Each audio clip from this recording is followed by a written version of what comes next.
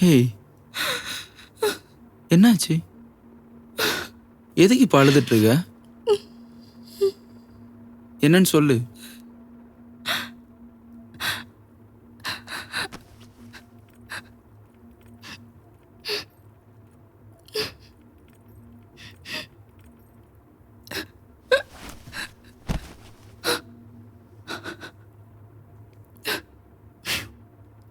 உன்னை நான் நம்புறேன்.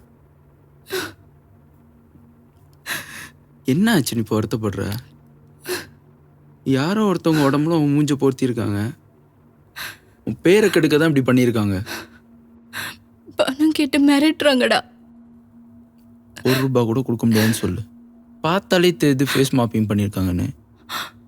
இதுக்கெல்லாம் போய் பயந்துட்டு இருந்தா இந்த உலகத்துல வாழ முடியுமா? சரி, யார் மேலேயா சந்தேகம் இருக்கா?